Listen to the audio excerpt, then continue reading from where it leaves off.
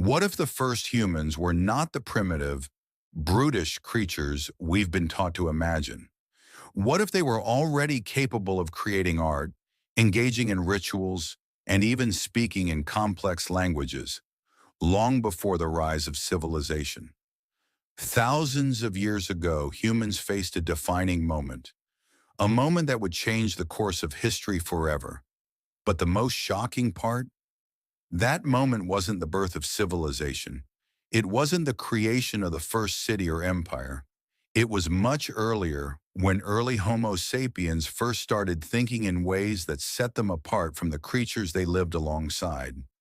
What did it take for Homo sapiens to emerge from a world of survival into a world of meaning, connection, and power? In this journey, we'll dive into the hidden truths of our origins. From the shocking moment humans first made art not for survival, but for expression, to the incredible complexity of early human language, and the unexpected connections we made with our closest evolutionary relatives. This is the real story of how we became who we are. Join me as we explore the strange and untold saga of Homo sapiens, from the dawn of consciousness to the rise of civilization.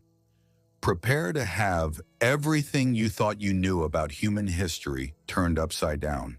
The awakening 300,000 to 75,000 years ago, when we first looked at the stars. What if everything you've been taught about the origins of humanity is wrong?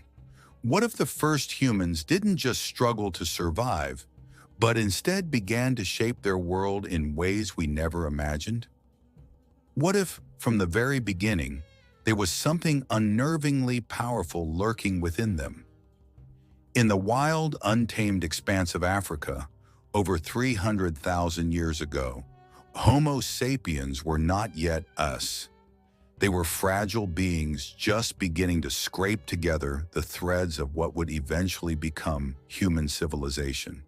But as they hunted, scavenged, and fought for survival, something deep inside them was stirring, a shift in consciousness that would reshape the course of history forever. In a world ruled by brute strength and instinct, they began to realize something unsettling. They could control their environment, their tools, and perhaps even their destiny. But how did they come to this realization? What set them apart from the creatures they shared the world with? And when they first unlocked the power of control, what did they do with it? Were they even aware of the dangers they were unleashing? Homo sapiens weren't the first to use tools, but they were the first to take this concept further. Early humans didn't just pick up rocks, they reshaped them. This moment wasn't just a passing instinct, it was a deliberate, conscious act. Homo sapiens began to see the world as something they could transform. The first stone tools weren't just practical instruments. They were emblems of human ingenuity. This wasn't merely a survival tactic. It was an assertion of control. With a simple stone tool, early humans learned that the world wasn't something they simply survived in. It was something they could reshape. But at what cost? What happens when Homo sapiens realize they can change their environment?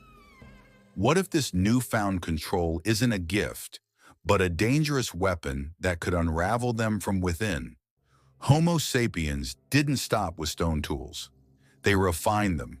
They crafted the spear, a precision weapon, not just a tool for survival, but a symbol of their dominance. Suddenly, the laws of nature were no longer absolute. Homo sapiens weren't just trying to fight their way through the world. They were learning how to manipulate it. The first time a hunter grips a spear, they realize something monumental. Survival no longer depends on brute strength alone. It depends on precision. It depends on cooperation. It's no longer just about killing, it's about strategy. And then the unsettling thought hits. Homo sapiens are no longer part of the ecosystem. They are masters of it. What happens when Homo sapiens realize their power is no longer limited to nature? What if their ability to control life and death begins to spiral beyond their control? But Homo sapiens didn't just stop at survival. They started leaving something behind: art. It wasn't about food. It wasn't about shelter. It wasn't about survival in the least. It was about expression. They began creating intricate designs on the walls of caves, the first record of human creativity. Now think about this. Early humans were struggling to survive in an unforgiving world. They faced constant threats from predators, diseases, and food scarcity.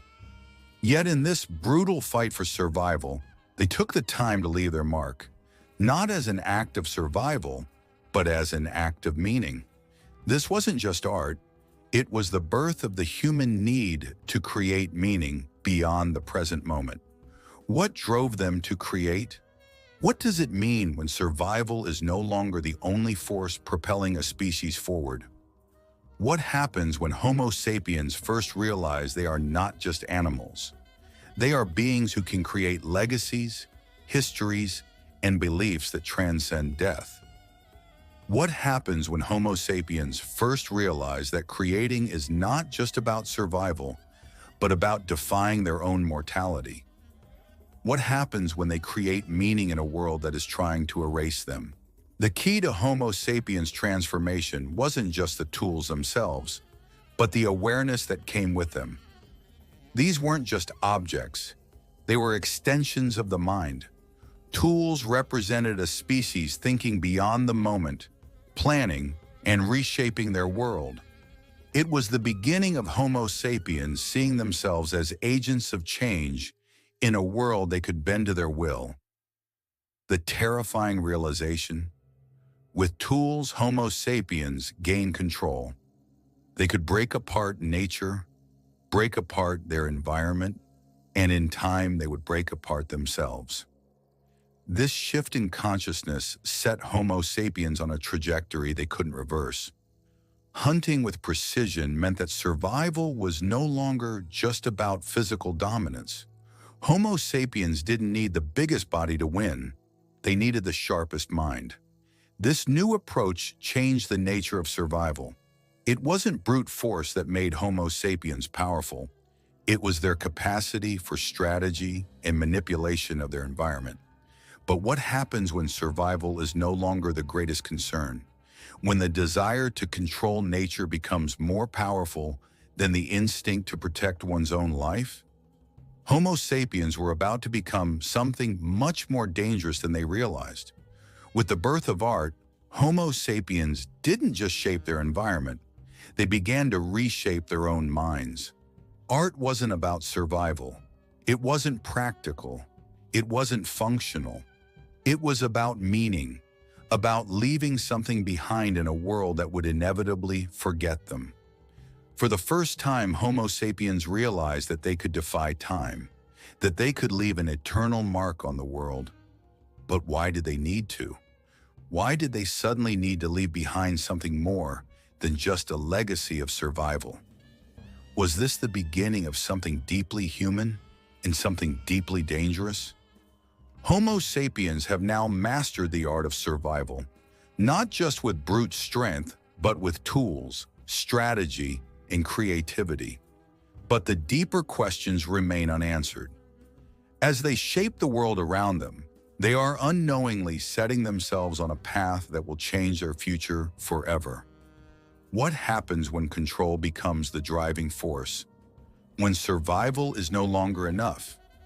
The spark has been struck, but the fire is only beginning to grow, and the world won't be ready for what happens next. What happens when Homo sapiens, having mastered tools and survival, begin to turn their new power against each other? What if they find that control doesn't just bring progress, but destruction? What if I told you that from the very moment humans first looked at the stars, they realized something that would haunt their future? Something so powerful, it changed everything about how they would survive and what they would become. This isn't the story of struggling primitive humans fighting for survival. This is the story of Homo sapiens realizing they were different. realizing they weren't just surviving, they were starting to shape the world around them. And with that came something much darker: awareness. But with awareness came a terrifying question. What if their very consciousness, their ability to see beyond survival, would become their greatest curse? What happens when life, for the first time, becomes more than just living? Imagine this: Homo sapiens, after surviving for millions of years as just another species, suddenly realize something chilling. Their time on Earth is limited. They look at their reflection and wonder, what happens when you understand that you will die, but your mind can grasp what that really means? In that moment, early humans experienced the most terrifying realization of all: mortality. This isn't about just survival anymore. It's about the awareness that death is not just a distant concept. It is imminent. But what did this new awareness drive them to do? What happens when a species first realizes its own mortality? Does it make them stronger, or does it unravel everything they know about life? Homo sapiens didn't just adapt to the world, they shaped it. The first stone tools weren't just tools, they were the beginning of control. They weren't using these tools out of mere necessity. These tools symbolized something deeper, a recognition that they could change the world around them. But imagine this: the first time they shaped a stone, they realized they could manipulate their environment. That wasn't just survival, that was something far darker: power. Power to change nature, to manipulate it. And if you can control nature, you can control life itself. But did they understand what they were truly capable of? What happens when Homo sapiens realize they can control life? What kind of species are they becoming? Here's the most unsettling part. Homo sapiens didn't just survive by their strength, they survived by their ability to outsmart nature. The first spear wasn't just a weapon, it was a statement that human intelligence was now more powerful than mere brute strength. With each spear thrown, Homo sapiens were no longer just part of nature. They were beginning to dominate it. But this domination came at a cost. Once you understand how to kill with precision, you begin to wonder, what else can I control? What else can I shape?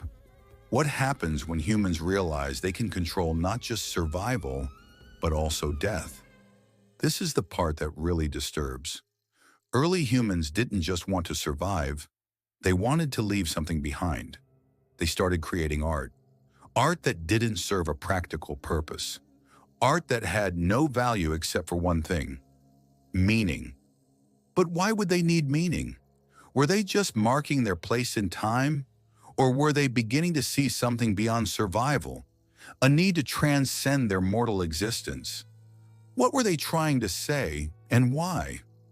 As Homo sapiens began to leave their mark on the world through art, they didn't just create, they began to question their role in the universe. And this need for meaning became their greatest strength and their greatest weakness. What happens when survival isn't enough? What happens when humans start creating meaning in a world where everything else is fleeting? As Homo sapiens start creating tools, weapons, and art, they are slowly realizing they are no longer just surviving. They are starting to shape their environment in ways no other species ever has. And this awareness is not just a blessing, it is a curse. The consciousness that once served them in their struggle to survive is now turning into something dangerous. It's driving them to control, to dominate, to create. And the most chilling part? They don't even realize the power they're unlocking. What happens when Homo sapiens unlock power they don't fully understand? Could this be the beginning of their downfall? The first Homo sapiens were born into a world of terror and wonder. With the birth of awareness came the realization that life was not enough. The question they faced was not only about survival, but what happens next. They had the spark of potential. potential to create, to control, to transcend life.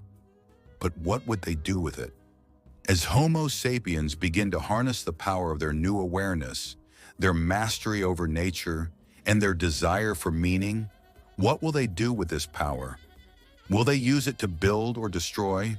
Are you ready to uncover the shocking truth about how humanity first began to awaken?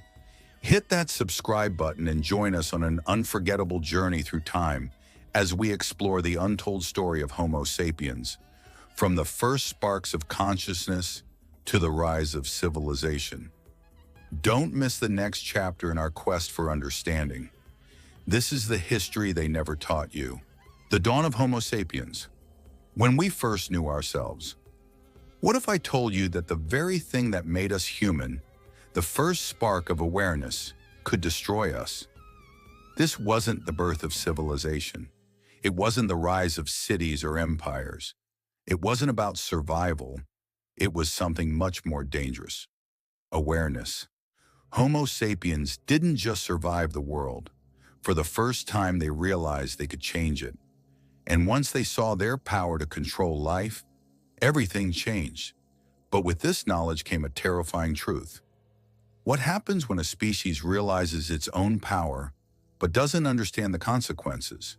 Homo sapiens were the first species to truly understand death, not just as an abstract idea, but as a real and inescapable fact. The most shocking part? This wasn't a slow realization. It hit them like a flood, terrifying them to their core. For the first time, they were not just living, they were aware of their mortality. And that realization, it changed everything. Once they knew they would die, they also realized something far darker, the need to leave a legacy. Survival wasn't enough. They needed to transcend death itself. But could this realization drive them to the brink of destruction? What happens when a species first realizes it will die? And what if that realization pushes them to control everything around them? What if Homo sapiens' first tool wasn't just an invention, but a weapon? Early Homo sapiens didn't just use tools, they shaped them. This wasn't just about survival, it was about control.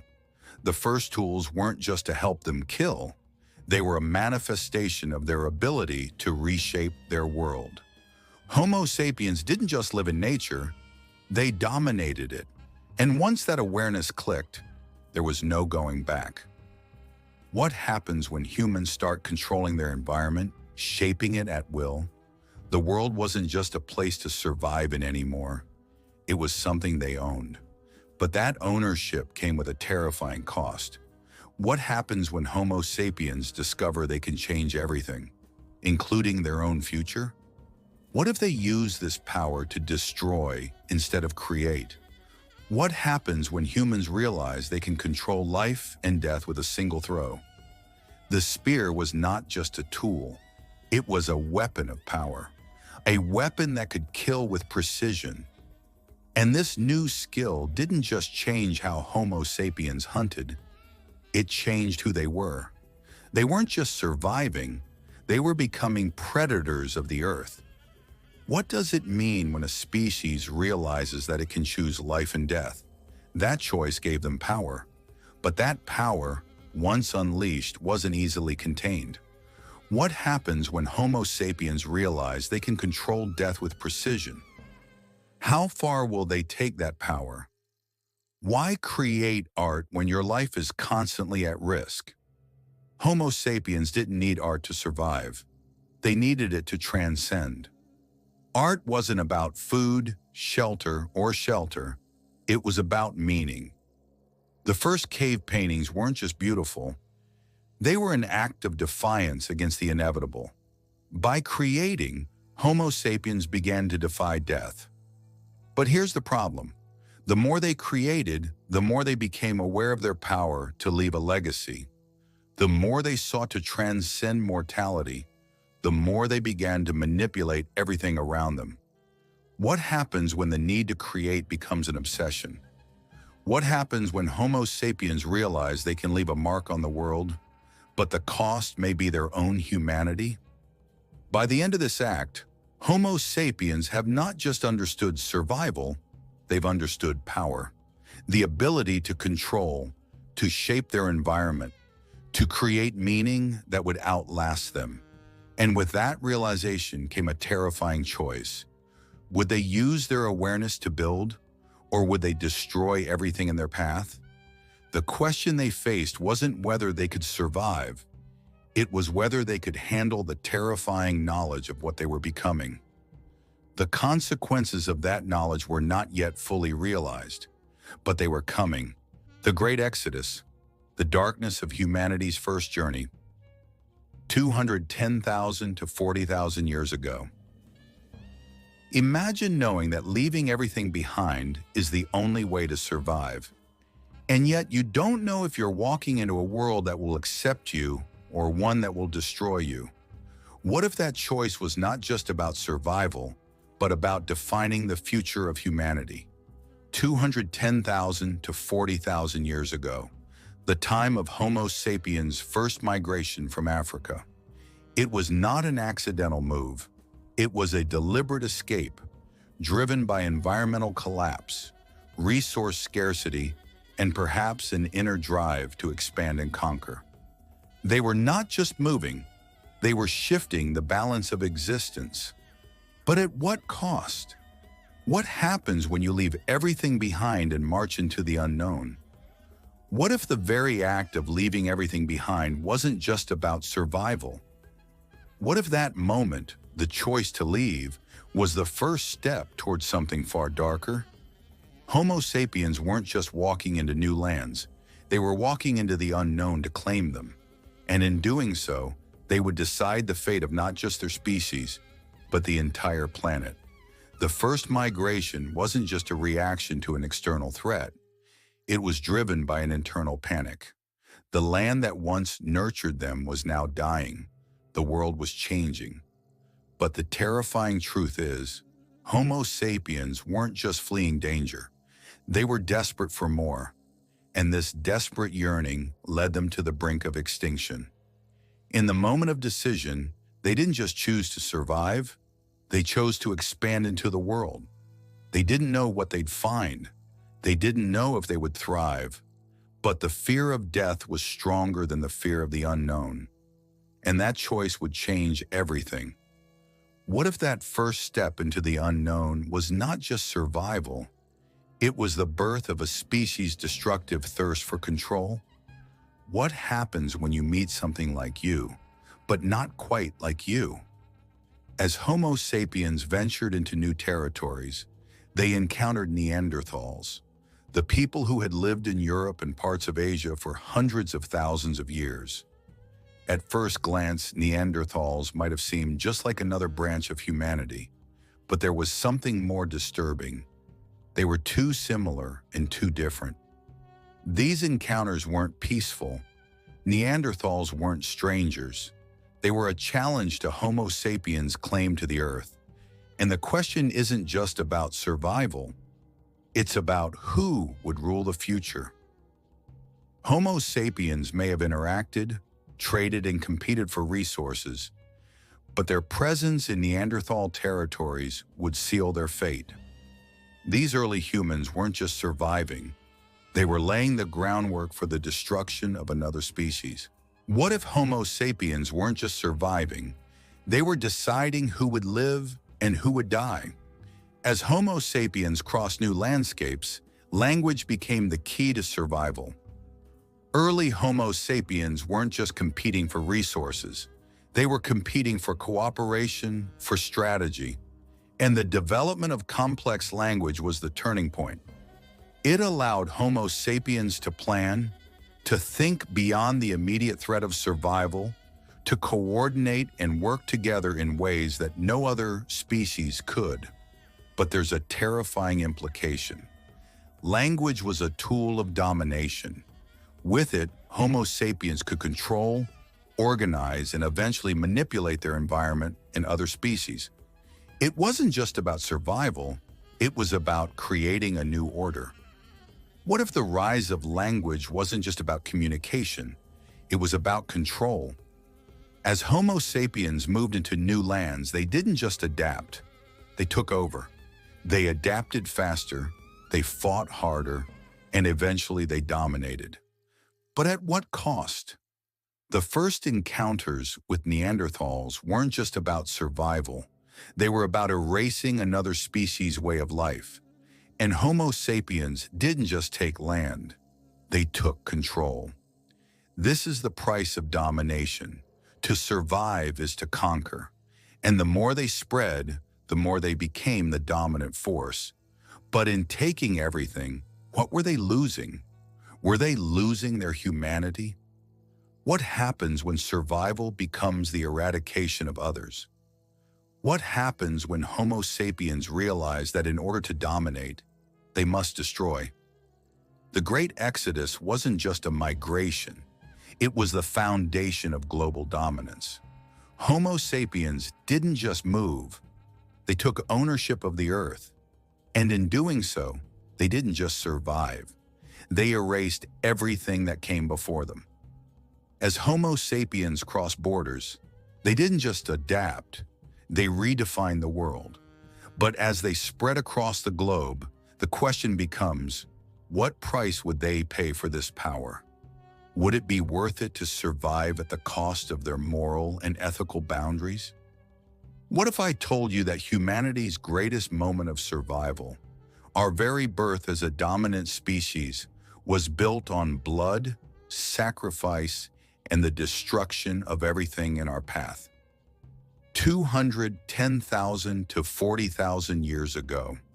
This is the age of Homo sapiens' first migration, a time of unprecedented survival and change. Forced by shifting climates, dwindling resources, and an internal drive to dominate, Homo sapiens stepped beyond the boundaries of Africa and into the unknown world. This was not mere exploration. It was a fight for survival, where Homo sapiens faced the raw reality of existence. What did they risk in leaving their home? And who would they become once they stepped into the wild unknown? On the brink of extinction, they didn't just leave their homeland. They abandoned everything they had ever known, stepping into the darkness. Survival was no longer enough. It was a question of power. Who would rule the earth? Who would survive? And who would perish in their wake? There's no going back. You either walk into the unknown or die. The land you know is fading, and your only choice is to push forward. But will the world accept you? The moment Homo sapiens realized that staying behind isn't just a bad decision, it's death, they face the ultimate dilemma. The first migration is not an act of curiosity.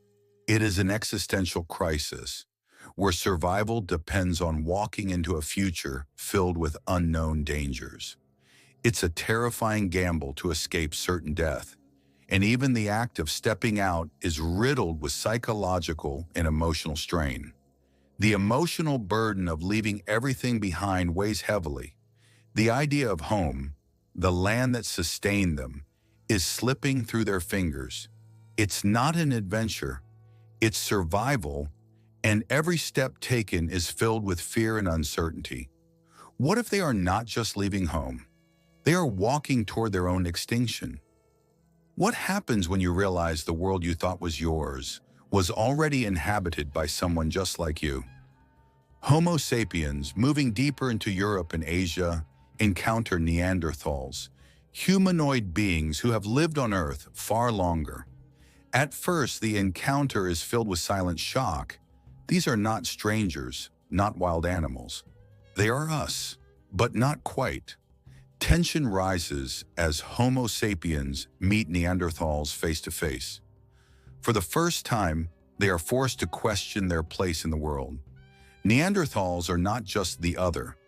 They are almost identical to Homo sapiens, raising an unsettling question. Why should we survive when they didn't? The battle for survival begins, not just for resources, but for existence itself. Homo sapiens cannot simply coexist. They must dominate. What if the fight for survival wasn't just about resources? What if it was about erasing a rival that reminded them too much of themselves? What happens when survival isn't just about strength, but about strategy and organization? Homo sapiens do not just survive, they begin to organize, to plan. And this is the birth of language, a tool of manipulation. Early forms of communication evolved from simple gestures to full, complex language. But it's not just for survival anymore. It's the first weapon Homo sapiens have to coordinate, control, and dominate. As language spreads, so does power. Homo sapiens learn that words can be more powerful than any spear. And once language is mastered, survival is no longer just about fighting, it's about thinking, about controlling the future, and ensuring your dominance.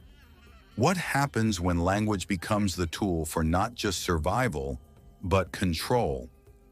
As Homo sapiens venture farther from Africa, they are forced to adapt, not just to new physical environments, but to new mental and emotional landscapes. Every challenge they face is a test of their will, a question of how much they are willing to sacrifice to survive. Homo sapiens have left their home, and now they must face the brutal reality of what it means to be out of their element. It's no longer just about the land. It's about their capacity to change, to grow, to become something more than the species they once were. What happens when Homo sapiens no longer just adapt, but begin to reshape their world? And at what cost? The final moments of the Neanderthal species are chilling. The last Neanderthal dies alone, not in battle, but isolated. They did not just fail to adapt. They were outlasted by a species that evolved faster, that learned to dominate the world around them. Homo sapiens didn't just survive. They erased their competition, not with force, but with sheer willpower. The extinction of Neanderthals isn't just an event in history, it's a symbolic death. Homo sapiens didn't just conquer, they wiped out everything in their path. What if Homo sapiens didn't just survive? They erased everything that came before them. What happens when dominance becomes destruction? Homo sapiens have now spread across the globe. They are no longer just survivors, they are shapers of the world. But with their newfound power comes an unsettling question. What will they do with it? Will they build, or will they destroy everything in their path? What happens when Homo sapiens realize that with their power to survive, they might be destroying everything that made them human? The binding. When memory became humanity's greatest curse, when we learn to remember what if remembering is not what makes us human, but what makes us monsters? What if the moment Homo sapiens learned to remember, they also learned how to destroy everything they touched? 40,000 to 10,000 years ago. The binding isn't just a time of survival or even cultural advancement. It is the moment Homo sapiens began to bind themselves to memory, and in doing so, bound themselves to their own destruction. The need to create meaning, to remember ancestors and to shape history began to dictate the fate of not only the species, but the world itself. Memory became both the tool of civilization and the weapon that tore it apart. This era is defined by the collective creation of humanity's cultural identity. But these cultural advances come with dark consequences. The moment they choose to remember their past and create their legacy, Homo sapiens enter a path where control over memory becomes their downfall. Imagine that the moment we first learned to speak, to create, to remember, was also the moment we sealed our fate. Memory is the tool that will carry us to the stars, but it is also the curse that will ensure our destruction. The question is, what happens when humanity's drive to leave a legacy starts to tear apart the very foundation of survival? Homo sapiens were the first species to realize that death is not the end, but a moment to define. In the quiet of the cave as they buried their dead, Homo sapiens didn't just honor the past, they clung to it. The first burial wasn't a ritual, it was a choice. The choice to remember forever, to carry the dead into the future. But what if that very act of remembering is what sets them on a path to self-destruction? The moment Homo sapiens learned to remember, they also learned to fear. Memory became a weapon. What if remembering meant condemning the future? The human race begins to feel the weight of their own existence. What if the need to remember was born out of fear? What if survival was not the end goal, but the destruction of everything else that stood in their way? What happens when the need to remember transforms into a need to control everything that came before? Early Homo sapiens weren't just creating for survival, they were creating for immortality. The first paintings on the cave walls weren't survival guides. They were memorials, claims to history. And with that first brushstroke came the realization that Homo sapiens could not only control their environment, but their memory as well. What if these first creative acts weren't about expression, but about defining their future? The act of creating becomes more than art. It becomes a weapon of legacy. Every brushstroke, every carving was a mark of dominance. But when Homo sapiens create, they do not just leave memories, they change the world. What happens when the need to create isn't about survival, but about domination? As Homo sapiens began to face the harsh realities of a changing world, they turned inward. The birth of spirituality marked the moment when Homo sapiens were no longer just animals trying to survive, they were beings who believed. But belief came with a dark side. Those who controlled the stories, the gods, the spirits, the rituals, held the keys to life and death. What happens when belief is no longer about survival, but about power over others? Homo sapiens, now able to manipulate memory, manipulated belief to bind others to their will. But who controls the truth when belief becomes the ultimate tool of control? What happens when belief becomes the weapon that rules not just individuals, but entire civilizations? The emotional toll of legacy begins to weigh heavily on Homo sapiens. What happens when memory becomes a burden? The need to leave a mark on history begins to trap them in a cycle of control, domination, and fear. Each person's death becomes another link in the chain of humanity's survival. But at what cost? What happens when memory binds a species to the very destruction they created? They wanted to survive. They wanted to leave a legacy. But instead, they lost themselves. What happens when the need to leave a legacy traps a species in a cycle of self-destruction? Homo sapiens didn't just survive, they erased everything that stood in their path. The extinction of Neanderthals was not an accident. It was the inevitable result of Homo sapiens' drive to dominate. Neanderthals were a challenge to Homo sapiens' rise, and as Homo sapiens began to control memory, they also began to erase everything that threatened their future. The last Neanderthal dies not in battle, but alone. The last witness to a world and Homo sapiens destroyed in their rise. What happens when domination leads to the extinction of not just a species, but an entire way of life? Homo sapiens, scattered across the globe, have mastered survival, but now they are the architects of memory. They are no longer simply living, they are shaping history itself. But as they rise to global dominance, they must confront the dark truth. What happens when memory becomes the thing that destroys everything they touch? Memory, the very thing that makes us human, is also the force that could tear us apart. In the pursuit of meaning, we may unknowingly write our own end.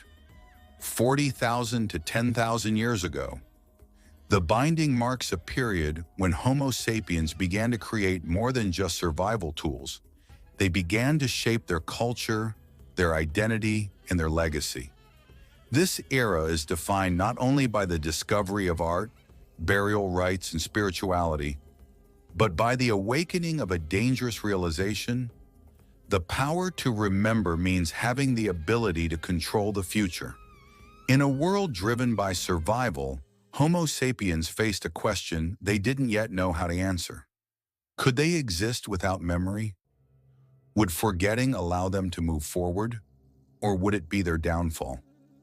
The very act of remembering began to shape their fate, but could it also seal their destruction?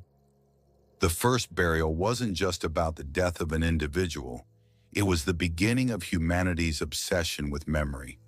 For the first time, Homo sapiens realized that the dead had to be preserved, not only for the future, but to honor what was lost. The act of carefully preparing the dead, placing objects of significance around them, was an attempt to bind the deceased to the tribe's future. Homo sapiens no longer viewed death as the end. They saw it as a continuation of legacy. The burial ritual marked the beginning of a new kind of memory, one that didn't just preserve the past but sought to control it. In the act of remembering, Homo sapiens started to shape a world that could carry their influence long after their bodies decayed. But what began as an effort to preserve became a trap, an idea that would bind them to the past forever. By embracing the memory of the dead, Homo sapiens set in motion the very forces that would drive them toward domination and control. Their desire to remember would ultimately prevent them from moving forward and may have sealed their destiny. What happens when the act of honoring the dead turns into a tool for control over the future? As Homo sapiens began to leave marks on cave walls, they weren't just documenting their lives, they were claiming their future. The first cave paintings were not made for survival. They were created to preserve and memorialize the lives of the artists, the hunt, and the landscapes they inhabited. These artistic rituals went beyond functionality. They marked the beginning of a shared human memory, one that would outlast the creators and define future generations. The question of legacy became intertwined with memory. Creating art wasn't simply for expression, it was a way of imprinting the self onto the world. But what if this need to control memory created a culture too tied to the past? By capturing the present in these ancient symbols, Homo sapiens began to reshape their future. They were learning that the past could define their existence, but they didn't know yet how dangerous this need would become. The deeper Homo sapiens went into art, the more they began to realize the power that memory held.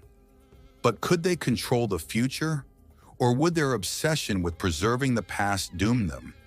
When the act of creating is driven by the need to immortalize the self, can humanity ever move beyond the shadows of memory? As Homo sapiens formed deeper bonds with their environment, they began to develop spiritual beliefs, not only as a way to explain the world around them, but as a means to control it.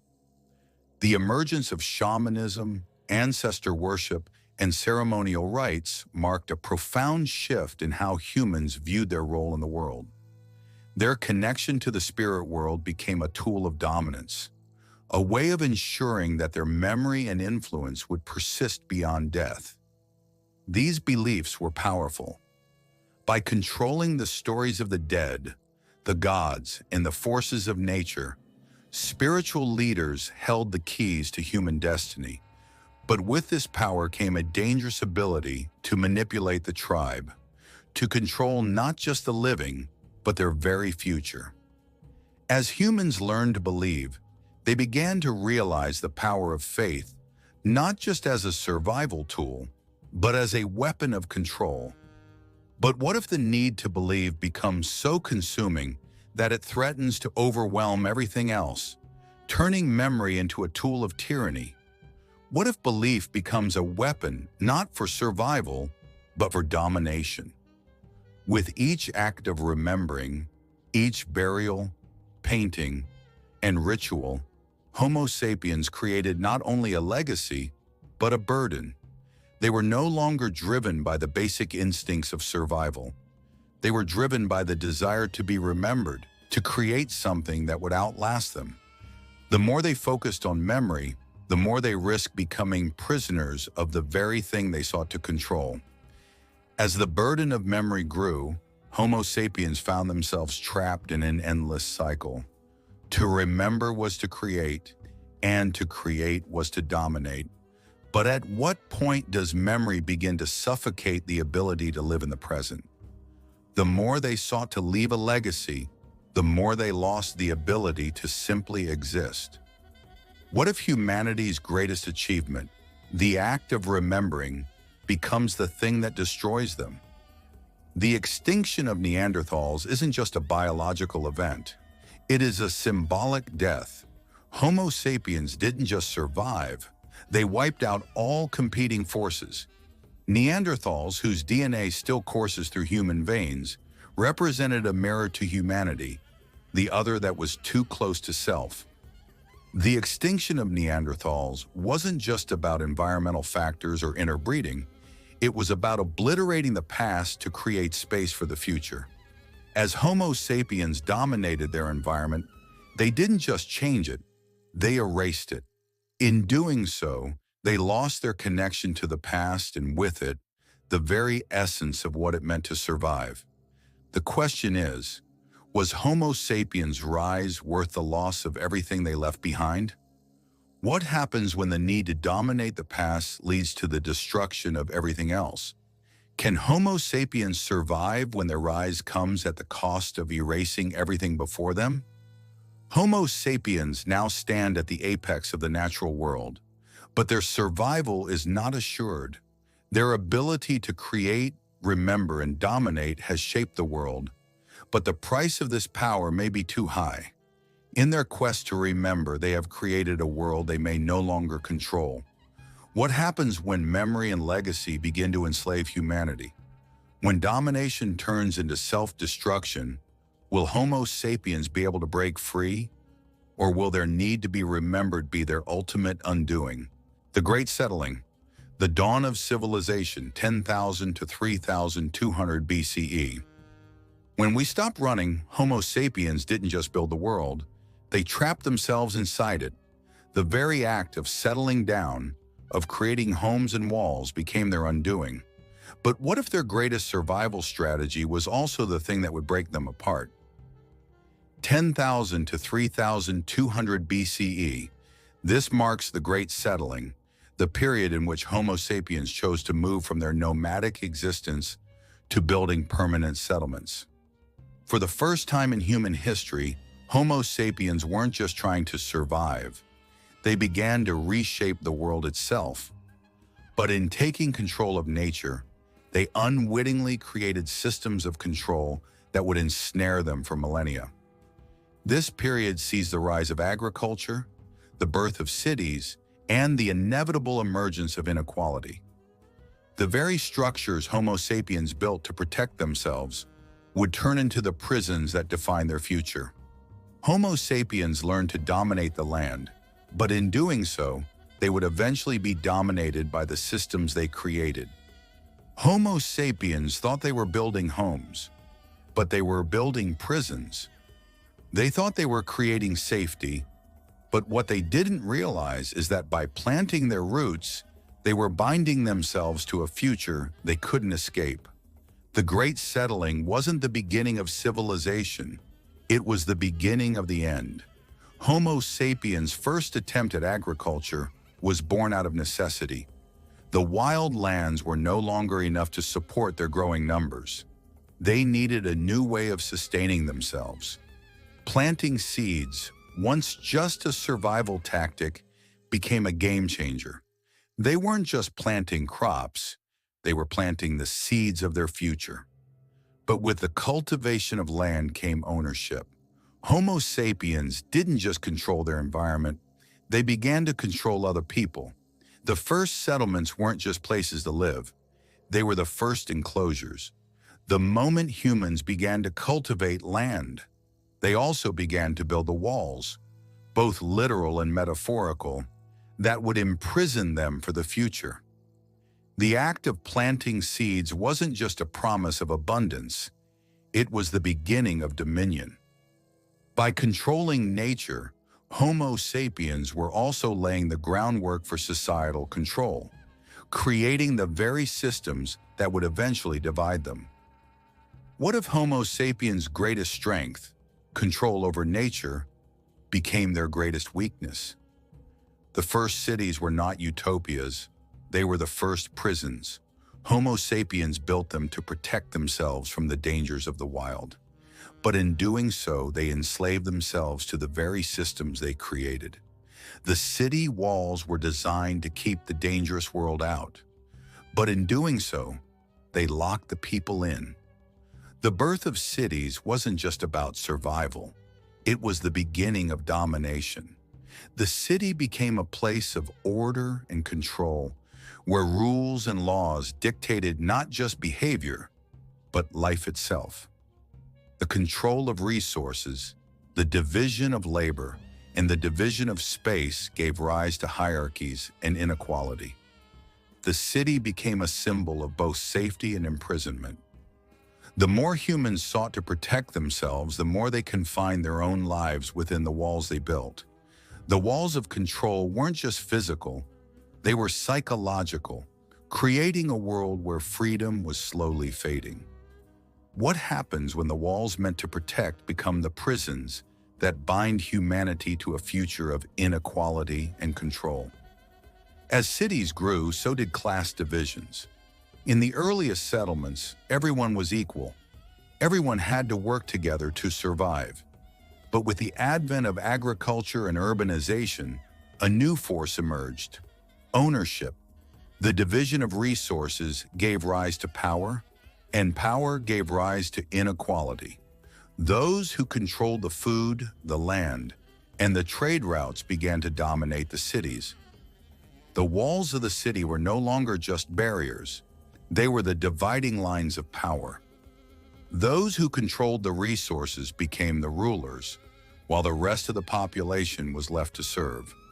The very structure of human civilization was now built in the division between the powerful and the powerless. The rise of inequality wasn't just a result of the physical walls of the city, it was a psychological prison. The division of people into classes created a system of oppression, a cycle of control that would continue to define human civilization for millennia. What happens when the desire to survive leads to the creation of systems of oppression? Can humanity ever break free from the systems of power they've created? As Homo sapiens settled into permanent cities, they gave up the freedom of movement. They were no longer nomads roaming the earth freely. They were bound to one place. The cities they had built to provide safety soon became cages. The walls that kept out the dangers of the wild also kept them in. Security came at the cost of freedom. This wasn't just a physical change, it was a psychological shift. Humans who once wandered the earth freely now faced a world of restrictions. Their lives were no longer dictated by the seasons or the hunt. They were governed by laws, resources, and systems they had no power to change. Freedom, the very thing that had once driven humanity, was now a distant memory. The loss of freedom wasn't just about moving from place to place, it was about the loss of choice. What happened when Homo sapiens' quest for safety and stability led them to trade mobility for the safety of walls? Were the comforts of civilization worth the freedom they had lost? What happens when the need for stability traps humans in a world of their own creation? As cities grew and power structures solidified, the first rulers emerged. They weren't just kings, they were the architects of control, establishing laws, collecting tribute, and imposing their will on the population.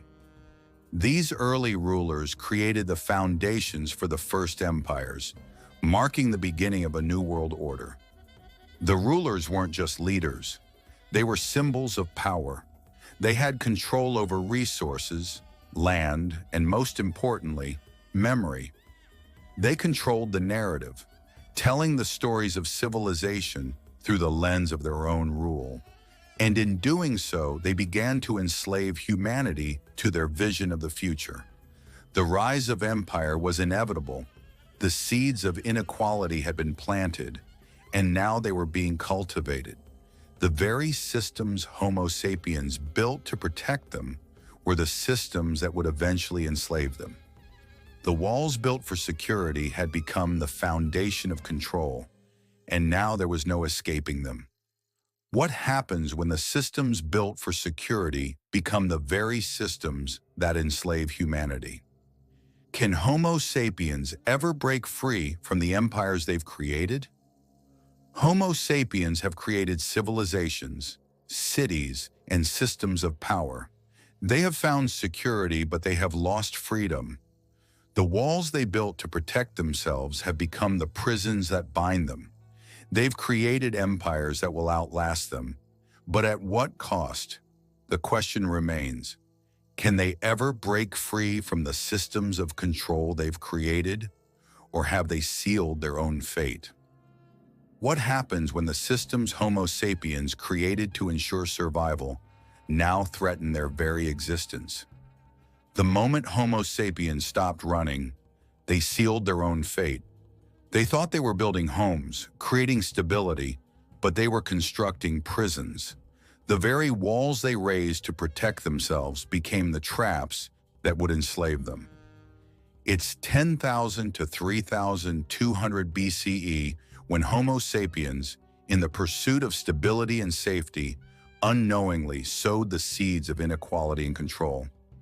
The Great Settling isn't just the dawn of agriculture and permanent settlements.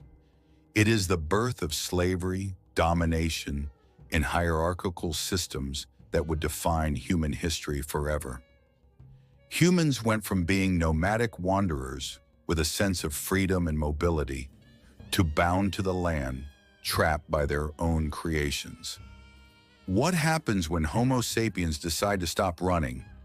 When survival becomes too easy and they decide to build their futures, only to realize they've created the walls that will trap them? The birth of agriculture wasn't the salvation it seemed. It was the moment humanity tied themselves to the earth and imprisoned their future. When Homo sapiens planted their first crops, it wasn't just about food. It was the first moment they realized they could control their environment. But control came with a terrible price. The land, once wild and free, was now owned, and ownership came with the burden of protection. Every harvest marked not just success, but also dependence. They thought they could rely on crops for sustenance, but they didn't realize they were sowing the seeds for a future locked into ownership and territoriality. What was meant to be a secure foundation would soon become the shackles of inequality. The first harvest wasn't just a triumph. It was the birth of the chains that would eventually enslave them. Ownership over the land meant that people had to defend what they had. They could no longer roam freely, and soon their homes would become fortresses, not to protect freedom, but to preserve power. Could humans ever truly escape the systems of control they had just created? The construction of the first city walls around Jericho wasn't a symbol of safety. It was a symbol of division. The walls around Jericho weren't just there to keep out wild animals. They were there to keep out other humans. The creation of these walls marked the first clear distinction between those who were inside and those who were outside. It was the first moment in human history when humans began to segregate themselves into tribes and nations based on resources and territory. The walls of Jericho created territoriality, a concept that was foreign to early Homo sapiens, who had once roamed freely. But now they were trapped by their own need for control. The need to defend the land they worked meant the birth of conflict. What was built for protection became a symbol of isolation, and the walls that protected the city also divided it from everything outside. These walls, far from securing peace, mark the beginning of an unprecedented conflict for resources. Were these walls truly built for safety, or had humanity just started building the first walls of domination? With the invention of writing, humans gained a new weapon, the ability to record the world. Writing was not just for communication, it was for control. Early cuneiform was used not just to record trade transactions, but to ensure that power was documented and preserved. Those who controlled the written word controlled the narrative. Writing was a tool for those in power to solidify their dominance. By recording history, they could shape the past, control the present, and dictate the future. But in this creation, humans also began to enslave themselves to history. The written word was no longer a mere tool of communication. It was now a tool of domination. The creation of history through writing was an act of enslavement, not just for those who were oppressed, but for those who thought they were in control. The written word would become the means through which empires would rise and collapse. Could the written word, created to preserve civilization, also be the thing that ultimately enslaves humanity? As Homo sapiens moved from mobility to permanence, they exchanged freedom for security. They no longer roamed the earth as nomads. They were now bound to cities, to land, and to laws. The very act of settling down had created the prisons they couldn't escape from. This was the first true psychological shift in human history. The moment humans realized they could control the land, they also realized they were bound to it. The freedom that had once defined them had been exchanged for the security of settled life, but with it came the anxiety of ownership, defense, and control. The loss of freedom began to weigh on the human psyche. The very walls built to protect them began to feel like chains. Could Homo sapiens ever find true freedom again? What happens when the protection they sought turns into a trap that they can never escape? The rise of cities and settled life eventually gave way to the birth of empires. But the rise of empire was not just a sign of progress. It was the beginning of oppression. Rulers, once seen as protectors, became tyrants. The systems of control they built became the chains that bound humanity to their will. As civilizations grew, so too did the need for control, and in turn the birth of inequality. The gap between the elite and the common people widened. The very systems created to unite humanity became the tools of division. The rise of leaders, kings, and priests marked the beginning of a system that would dominate and control humanity for millennia. The same drive to survive and protect that led to the birth of civilization had also created the chains of domination. Were humans now trapped in the systems they had built? What happens when the systems of protection humans created to ensure their survival become the very tools that enslave them? As Homo sapiens settle into their cities, their homes, and their empires, they've built something that is both their greatest achievement and their greatest curse. The walls they raise for protection have become the prisons of their own making. They've built civilizations based on the need to control, but at what cost? What happens when the systems of control humanity built to survive become the very systems that break them apart? The power of many, the rise of empires, 2500 BCE, 508 BCE, when we learn to rule and be ruled. When humans first united under one banner, they didn't just create empires, they built their own prisons. The walls they raised for protection became the chains that would bind them forever. The rise of civilization wasn't the victory it seemed.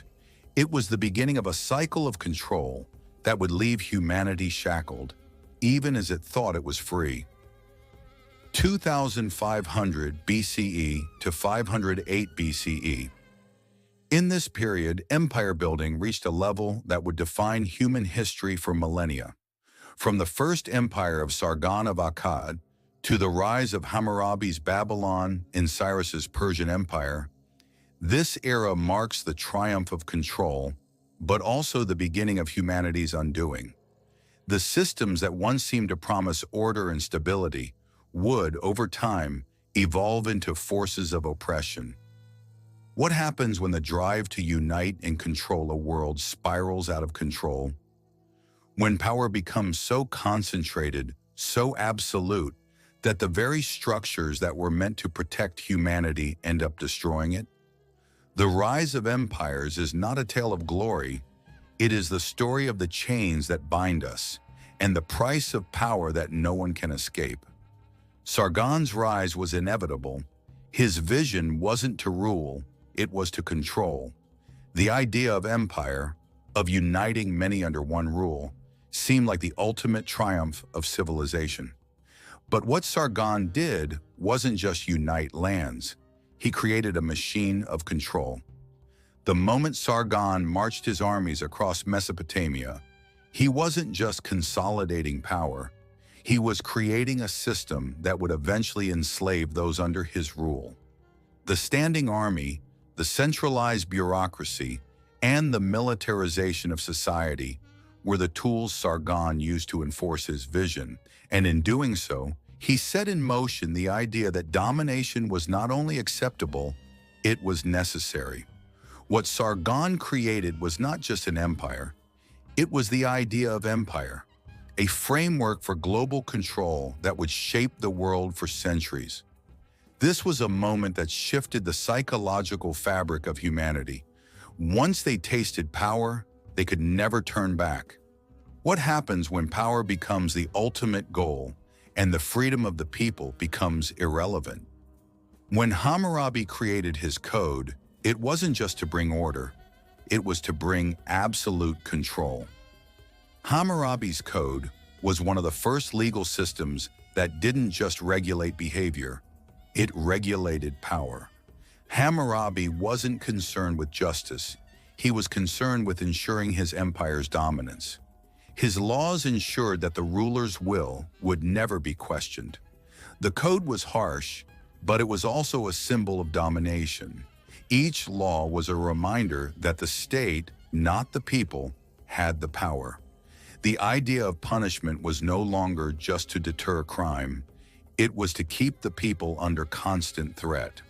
The rule of law became the rule of power. Hammurabi's law wasn't just about fairness.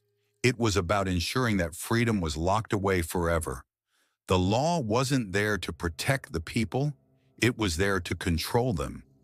What happens when justice becomes a tool of oppression rather than equality? Cyrus the Great's empire was built on a promise: tolerance. Unlike his predecessors, Cyrus allowed people to practice their own cultures, religions, and traditions. But don't be fooled. Benevolence is still a form of control. Cyrus didn't create his empire to free people. He created it to unite them under his rule. His policies of tolerance gave the illusion of freedom, but beneath it lay an empire that silenced those who opposed him. His empire was bigger and more diverse than any that had come before, and yet the control over its people was more absolute. Tolerance was merely a strategic tool, a way to maintain order and prevent rebellion. The cost of tolerance is control. Cyrus may have been a benevolent ruler, but his empire was no less tyrannical than any other. Tolerance masks the true nature of empire building, the creation of an unbreakable chain of control. What happens when the illusion of freedom becomes the most powerful tool for control? The birth of empires was celebrated as a triumph of human civilization, but it was also the birth of tyranny. The larger the empire, the more fragile it became.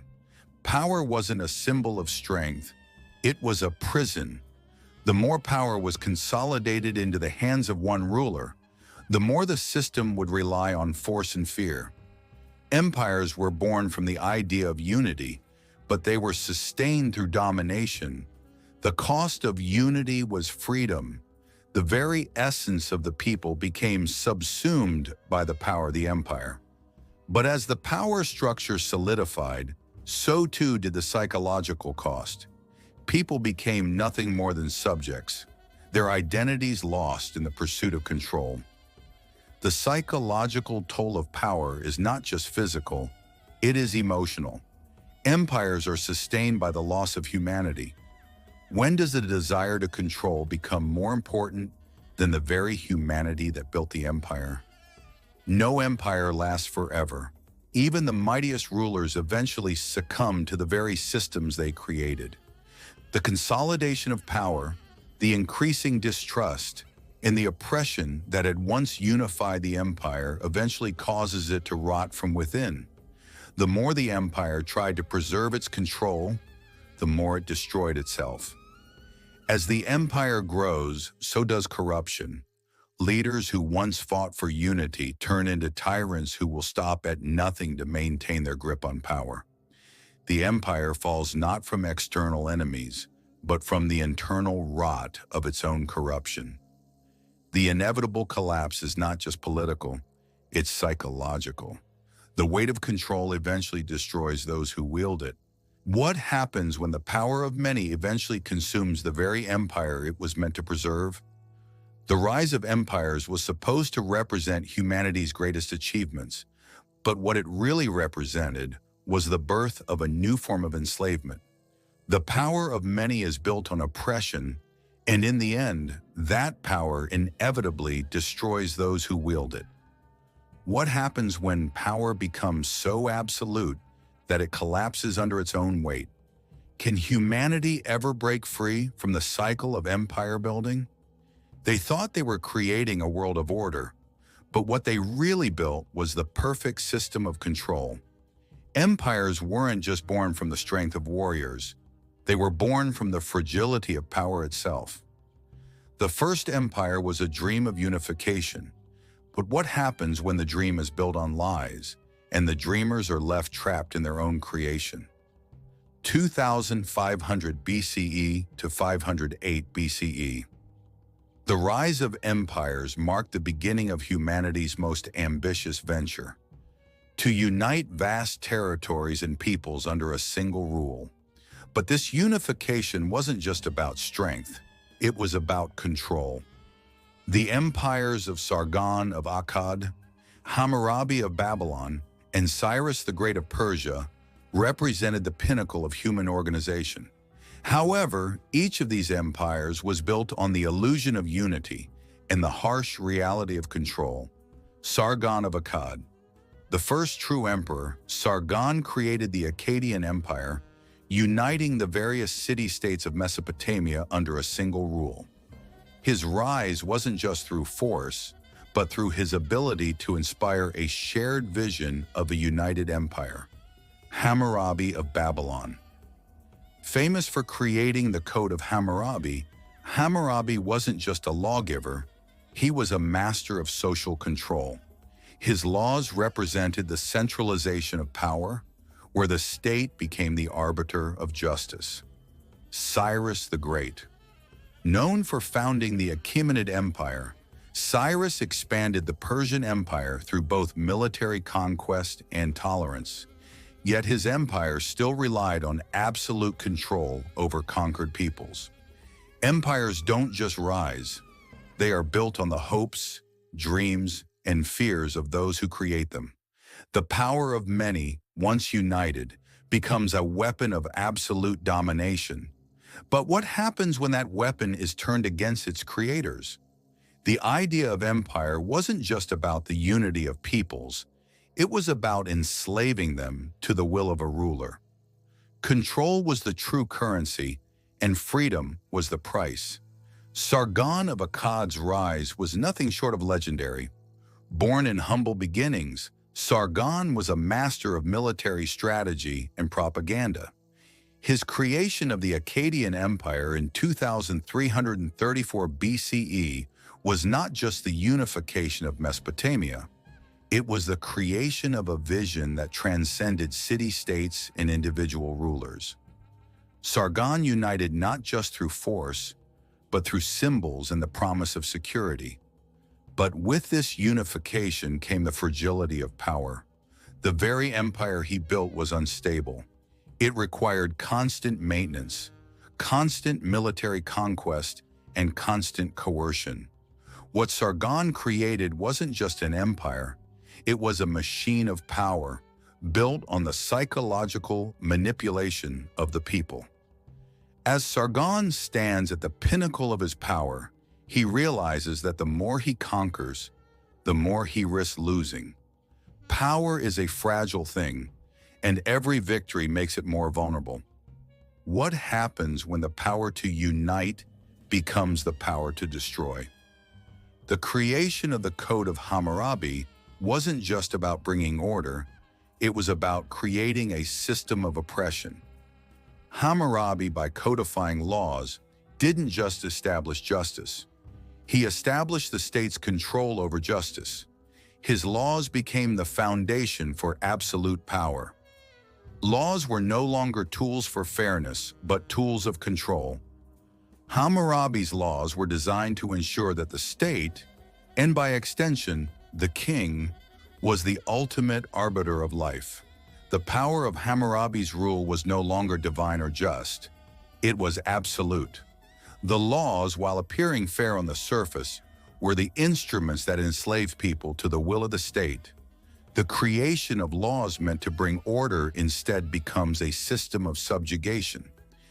As the code spreads, so does the realization that justice has become the ultimate tool of oppression.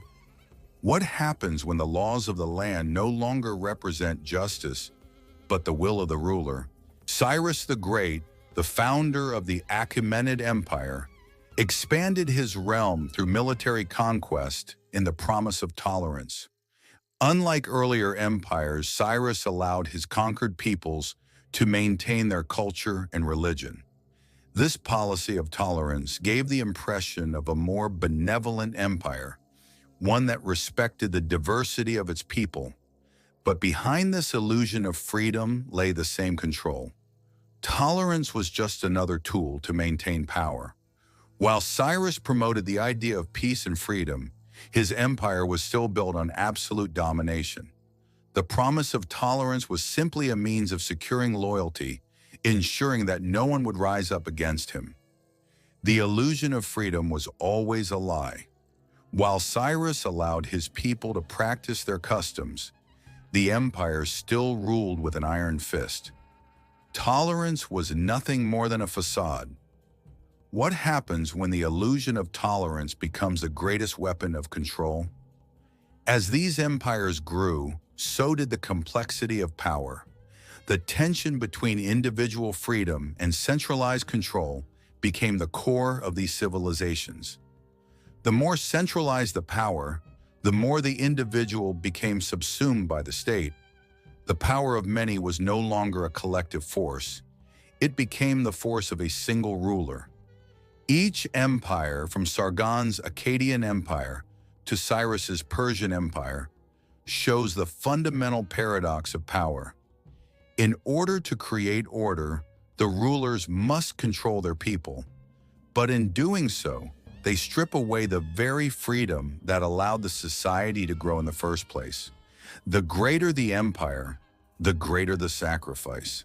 The people, while unified, become trapped under the weight of their ruler's vision. What happens when power meant to unite actually enslaves its people? Empires rise, but at what cost? The power of many is always built on control, and in the end, that control comes with the loss of freedom. Sargon, Hammurabi, and Cyrus built empires that unified their peoples, but in doing so, they trapped them in a system that would ultimately consume them. What happens when the people finally rise against the empires that have enslaved them? Can the cycle of power ever be broken? If you found yourself questioning the true cost of power and the rise of empires, don't let this story end here. Hit that like button if you want to see more of history's most shocking truths. Comment below with your thoughts. Did the rise of empire bring progress or destruction? Subscribe to stay updated on every new episode, and don't forget to turn on the notification bell so you never miss a story that challenges everything you thought you knew about history. Stay tuned. The journey is just beginning.